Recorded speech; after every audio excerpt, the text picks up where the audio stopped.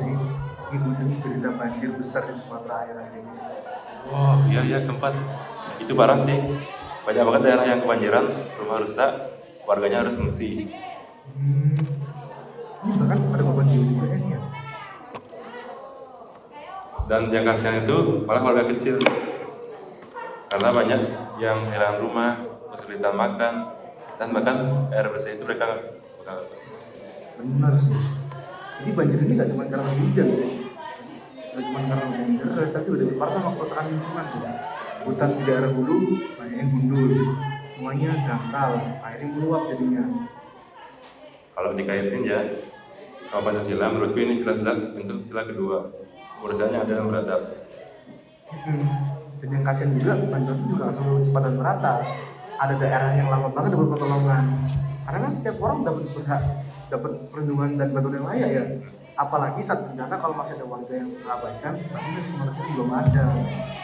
Terus juga ini kena ke sila kelima, yaitu keadilan sosial dari seluruh rakyat Indonesia. Nah, kenyataannya masyarakat di daerah yang rawan banjir itu sering terjadi korban berulang, tapi penanganannya itu sangat minim. Setuju sih. Bahkan bisa dikaitin di sila keempat sebenarnya. Karena kebijakan soal lingkungan dan tata ruang itu sering nggak melibatkan suara masyarakat.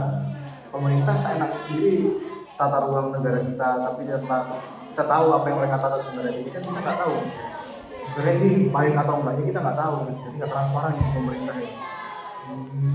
Kalau menurut kini, setelah kejadian kayak gini, apa yang harus dilakukan?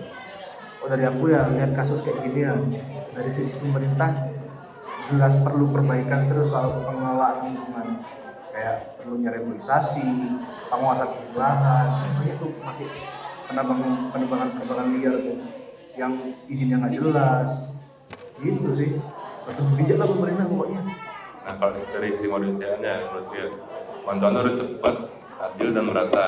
Jangan sampai ada wilayah yang lupa itu karena aksesnya susah. Jadi ini harus merata lah. Oke. Iya sih, jadi kan karena banyak yang daerahnya jalannya rusak, jadi pemerintahnya atau dari pihak manapun tuh males buat kesana gitu, karena kesana kan susah.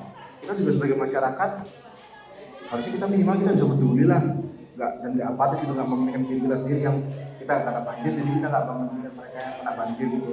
Kita harus ikut donasi, jadi relawan, atau bahkan mulai dari hal kecil kayak jaga lingkungan sekitar ya, jangan memulai dari jangan buang sampah sembarangan, jangan menebang sembarangan nih buat perusahaan-perusahaan atau pemerintah yang menambah lingkungan. Karena sebenarnya mengamalkan nilai Pancasila itu nggak cuma dihafalin, tapi harus kita praktekin. Bener sih, banjir di Sumatera ini jadi ngingetin kita gitu loh, kalau bencana alam itu sering kali diperparah sama kelalaian manusia gitu sebenarnya.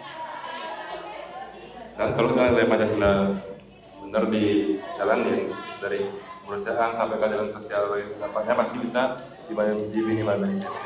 Benar, coba kalau misalnya Pancasila itu semuanya diturutin gitu, semuanya diikutin dalam Pancasila itu. Karena kan Pancasila bukan cuma dasar negara, tapi juga pedoman sikap dalam menghadapi masalah kita. Seperti pemerintah menghadapi masyarakat di sana ini. Itu masih